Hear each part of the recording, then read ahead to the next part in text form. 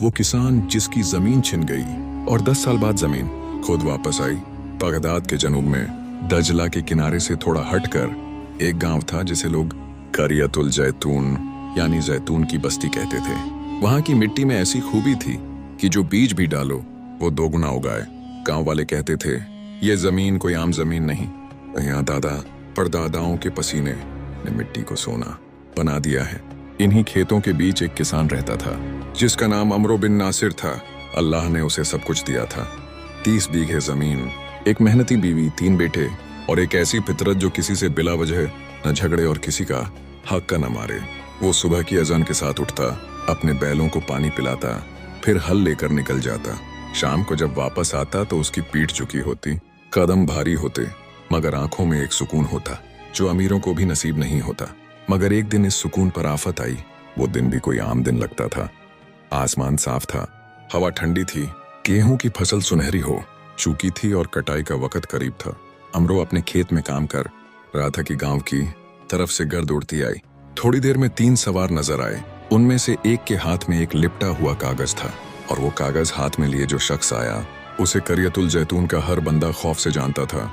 हारिस इब्न मसलमा।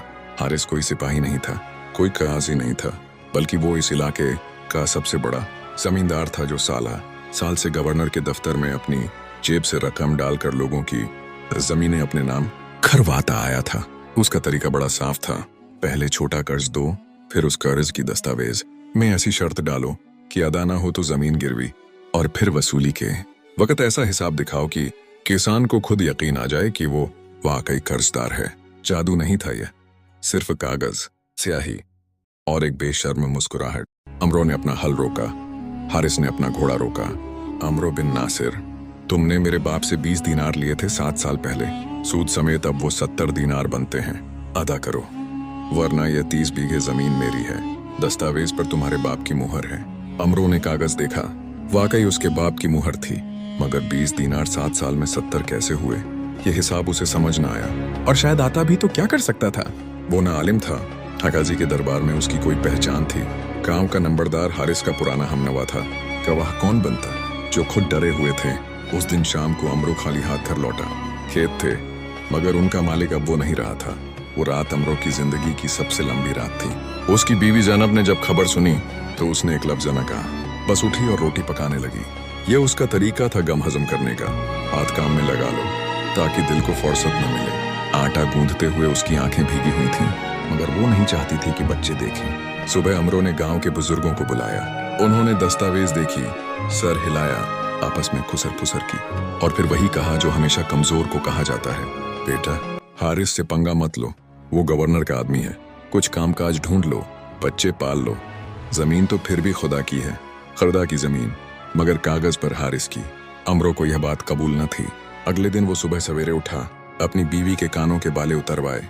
जैनब ने खुद उतार कर दिए, बिना एक आह के, और उस खामोशी में अमरो ने वो सब सुन लिया जो जबान से नहीं कहा जा सकता था। और बगदाद की राह ली।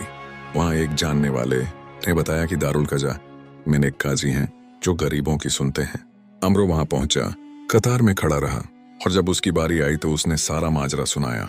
काजी ने दस्तावेज मंगवाई, गौर से देखी और बोला, दस्तावेज कानूनन दुरुस्त लगती है, मगर सूद की शरह मशकूक है। मैं हारिस को तलब करूंगा। हारिस आया और उसके साथ आई वो छोटी थैली जो काजी के मददगार की आस्तीन में गायब हो गई। अगले दिन फैसला आया, दस्तावेज दुरुस्त है, जमीन हारिस की है। अमरो को 1 माह का वक्त है कि रकम अदा करे, वरना खेत खाली करे। अमरो दारुल कजा की सीढ़ियों पर बैठ गया। धूप उसकी पीठ पर पड़ रही थी। वो बहुत देर बैठा रहा, इतनी देर की साया बदल गया। फिर उठा, जूती की गिरह ठीक की और वापस चल दिया। 1 माह बाद उसने खेत खाली कर दिए। हारिस के आदमी आए और नए मालिक का बोर्ड लगा गए। अमरो के बड़े बेटे ने जब यह बोर्ड देखा तो कुछ न बोला, बस अंदर चला गया और दरवाजा बंद कर लिया। कुछ दर्द ऐसे होते हैं जो दरवाजा बंद करके ही बर्दाश्त होते हैं। अगले कुछ हफ्ते अमरो ने दूसरे किसानों के खेतों में मजदूरी की, उन्हीं खेतों में जो कभी उसके अपने से भी कमतर समझे जाते थे। जमीन वहीं थी, मिट्टी वहीं थी, धूप वहीं थी, मगर जब अपनी न हो तो पसीना भी बेगाना लगता है। फिर एक दिन उसने फैसला किया, वो बगदाद जाएगा और कोई और काम ढूंढेगा। जैनब से पूछा तो उसने कहा, जाओ, मगर बच्चों को याद रखना, और फिर वही रोटी पकाने लगी। अमरो ने दरवाजे की चौखट पर हाथ रखा, एक लम्हे के लिए रुका और फिर निकल गया। बगदाद उस जमाने में ऐसा शहर था जहां 1000 रास्ते खुलते थे और 1000 बंद होते थे, और ये फर्क इस बात से पड़ता था कि आपके हाथ में हुनर है या सिर्फ शिकायत। अमरो ने पहले कुछ महीने एक ताजिर के गोदाम में काम किया। बोरियां उठाना, सामान गिनना, रात को पहरा देना। उजरत कम थी मगर वो कम पर भी राजी रहा। इसी गोदाम में उसे एक बूढ़ा मिला जिसका नाम मिकदाद था। बगदाद का पुराना बाशिंदा, तेज निगाह और हर बात का एक अजीब जवाब रखने वाला। एक दिन अमरो ने उसे अपनी जमीन की कहानी सुनाई। मिकदाद बहुत देर चुप रहा, फिर बोला, तुमने काजी से क्यों मांगा? काजी उसकी सुनता है जिस के पास या तो ताकत हो या कागज हो। तुम न ताकत लाए न कागज, सिर्फ सच लाए, और सच अकेला बहुत कमजोर होता है। अमरो ने पूछा, तो फिर क्या करें? मिकदाद ने कहा, सीखो, जो नहीं जानते वो हमेशा हारते हैं। यह बात अमरो के दिल में उतर गई। इस तरह की फिर कभी न निकली।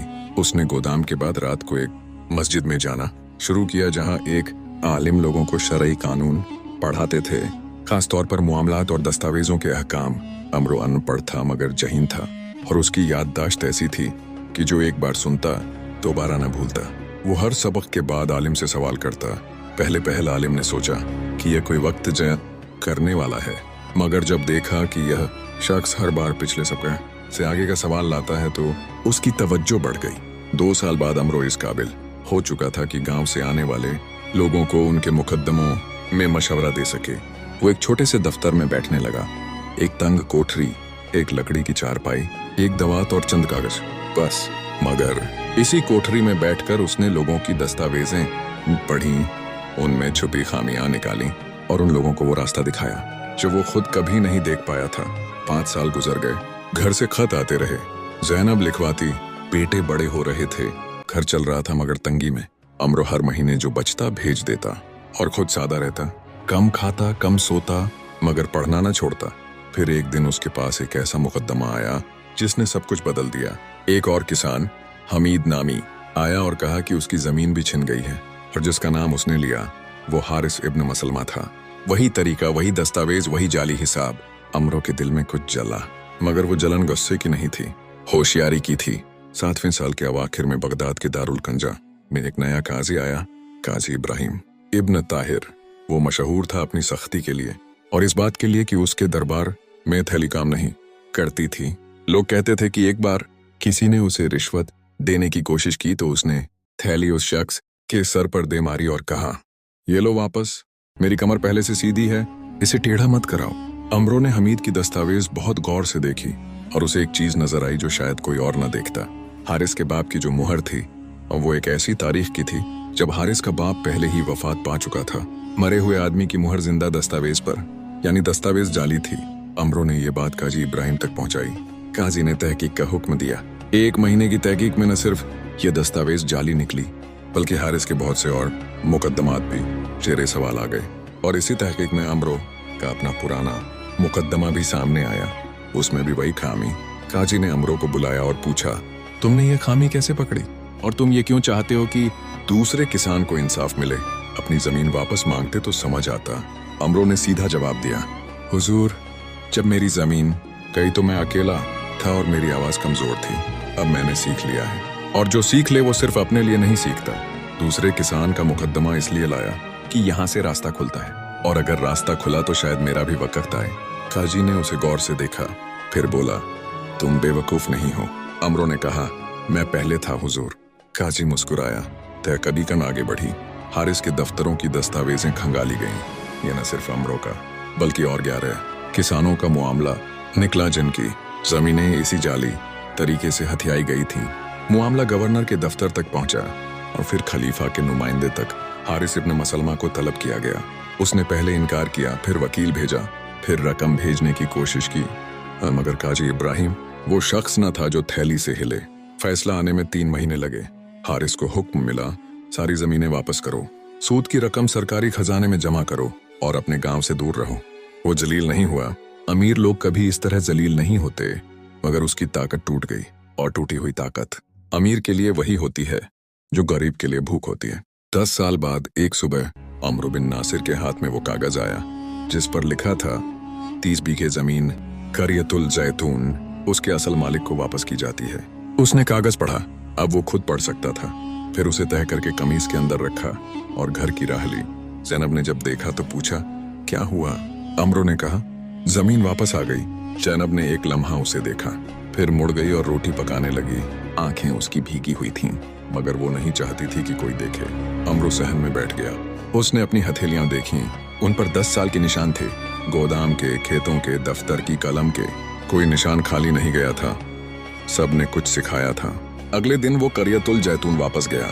जब बस्ती के किनारे पहुंचा तो पहला शख्स जो मिला वो गांव का वही नंबरदार था जिसने कभी कहा था, हारिस से पंगा मत लो। बूढ़ा हो गया था, कमर झुकी हुई थी, आंखें धुंधली थीं। वापस आ गए? हाँ। जमीन मिल गई? हाँ। नंबरदार खामोश हो गया। शायद उसे कुछ कहना चाहिए था, माफी, शाबाश या कुछ भी, मगर वो बस खड़ा रहा। अमरो ने उसे सलाम किया और आगे चल दिया। बज माफिया वो मांगी जाती हैं जब अल्फाज खत्म हो जाते हैं।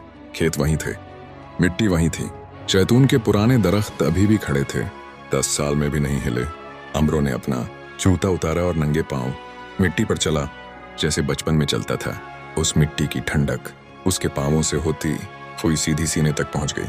वो बहुत देर वहां खड़ा रहा, कोई नहीं देख रहा था, इसलिए उसने रोने दिया खुद को एक बार और खूब रोया। फिर मुंह साफ किया, जूता पहना और घर की तरफ मुड़ा। कल से काम शुरू होना था। साल भर के अंदर खेत फिर लहलहाने लगे। बेटों ने बाप के साथ मिलकर काम किया, वही 3 बेटे जो जवान हो गए थे। और हारिस इब्न मसलमा, वो अभी जिंदा था, अभी अमीर था, मगर वो ताकत जिसके बल पर वो चलता था जा चुकी थी।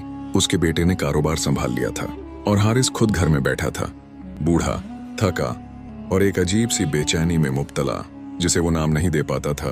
लोग कहते हैं कि एक दिन हारिस ने अपने बेटे से पूछा, वो किसान क्या हुआ जिसकी जमीन मैंने ली थी? बेटे ने कहा, वापस आ गई उसकी जमीन। हारिस कुछ देर खामोश रहा, फिर बोला, अच्छा, बस यही कहा? अच्छा। शायद इस एक लफ्ज में वो सब कुछ था जो वो कहना नहीं जानता था या कहने की हिम्मत नहीं रखता था। नादामत का भी एक वजन होता है, और वो वजन अक्सर उन लोगों पर सबसे ज्यादा होता है जो उसे कभी कबूल नहीं करते। करियतुल जैतून में जैतून के दरख्त आज भी हैं। वहाँ के बूढ़े अभी भी अमरो बिन नासिर का किस्सा सुनाते हैं, मगर मुख्तलिफ अंदाज में। कुछ कहते हैं वो बड़ा सब्र वाला था, कुछ कहते हैं वो बड़ा सयाना था, और कुछ जो वाकई समझते हैं वो कहते हैं उसने गरीब रहकर सीखना नहीं छोड़ा, और यही उसकी सबसे बड़ी कमाई थी। जमीन वापस आई, मगर वो अमरो नहीं आया जो गया था। जो आया वो बेहतर था, और शायद यही इस कहानी का असल मोड़ है कि जमीन तो बहाना थी, असल फसल वो इंसान था जो 10 साल की मिट्टी और मेहनत ने तैयार किया। अगर आपको ये कहानी पसंद आई हो तो वीडियो को लाइक करें, चैनल को सब्सक्राइब करें और बेल आइकन जरूर दबाएं।